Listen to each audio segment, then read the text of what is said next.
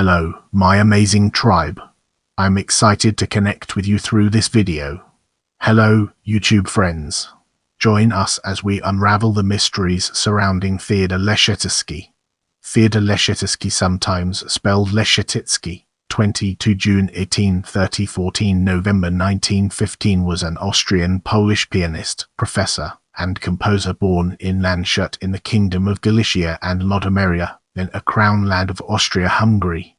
In this part of the video, we'll be delving deeper into life and analyzing its key components. Theodor Leschetizky was born on 22 June 1830 at the estate of the family of Count Potocki in Landshut, Austrian-Galicia. Joseph Leschetizky, his father, was a gifted pianist and music teacher of Viennese birth. His mother, Thurs von Ullmann, was a gifted singer of German origin. His father gave him his first piano lessons and then took him to Vienna to study with Karl Czerny. At age 11, he performed a Czerny piano concerto in Landshut, with Franz Xaver Wolfgang Mozart, the son of Wolfgang Amadeus Mozart, conducting. At the age of 15, he started to tutor his first students. By the age of 18, he was a well-known virtuoso in Vienna and beyond. His composition teacher was Simon Sector, an eminent professor who was the teacher of many other successful musicians. At the invitation of his friend Anton Rubinstein, he went to St. Petersburg to teach in the court of the Grand Duchess Yelena Pavlovna. Remaining there from 1852 to 1877, he was head of the piano department and one of the founders of the St. Petersburg Conservatory of Music in 1862. While in Russia, he married one of his most famous students, Anna Esipova, the second of his 4 wives, with whom he had 2 children. One of them was his daughter, the well-known singer and teacher, Teresa. The other was his son, Robert. In 1878, he returned to Vienna and began teaching there, creating one of the most eminent private piano schools in the world.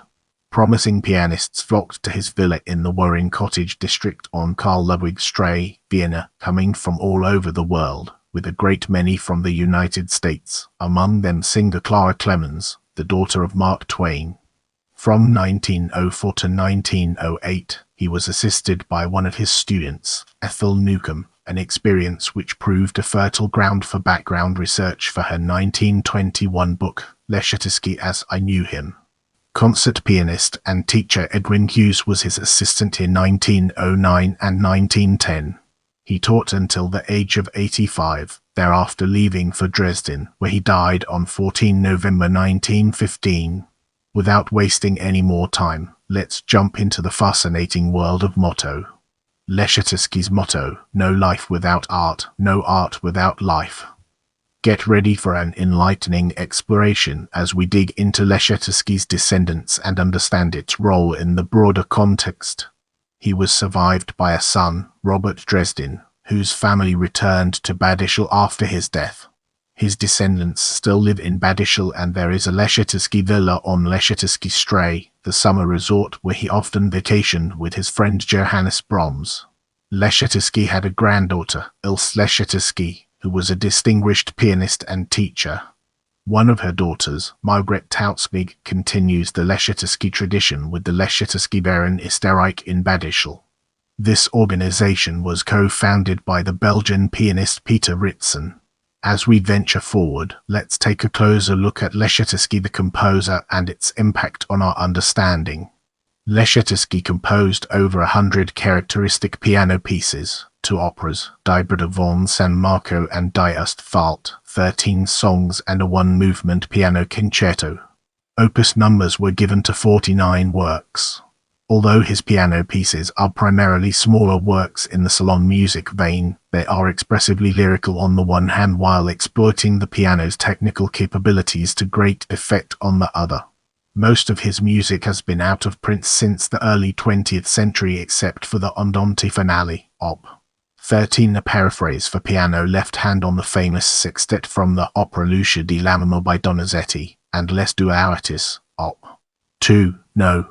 1. As we venture forward, let's examine Leschetizky the teacher in detail and gain a deeper appreciation for its significance. His most important legacy is as the main teacher of numerous great pianists such as Ignacy Jan Podorowski, Aline van Barentson, Ernesto Berruman, Alexander Brailovsky, Agnes Gardner-Eyre, Ignaz Friedman, Osip Gabrielotsk, Florence Piegeer, Catherine Goodson, Mark Hamburg, Helen Hopekirk, Mieczysław Horszowski, Edwin Hughes, Frank Laforge, Mabel Lander, Ethel Leginska, Marguerite Melville-Lischnitzka, Frank Merrick, Benno Moisiewicz, Ellie Ney, Marie Novello, John Powell, August de Radwin, Judy Harris-Reinicke, Jadwiga Sarnecka, Arthur Schnabel, Richard Singer, Joseph Leiwiski, Bertha Tapper, Isabel Vengerova, Maria Wilhelmer, Vita Vitek, Paul Wittgenstein, Fanny Bloomfield Zeisler, and many others. Now, let's shift our focus to recordings and embark on an intellectual exploration of its various dimensions. In February 1906, Leschetitzky recorded 12 piano rolls for Welt Mignon, including 7 of his own compositions. Piano Concerto, Piano Works Hubert Rotowski, Piano Act Prolabal Up 2008 CD Piano Concerto, Up, Overture to Diest Fault Contest de Junices Peter Ritson, Piano Naxos Records 8.22380 CD Piano Works with the famous left-hand piece Andante Finale, Up Peter Ritson, Piano Naxos Records 8.2235525 CD Leschetitzky Piano Music Centaur Crook. Have any questions or topics you'd like me to cover in future videos? Let me know in the comments.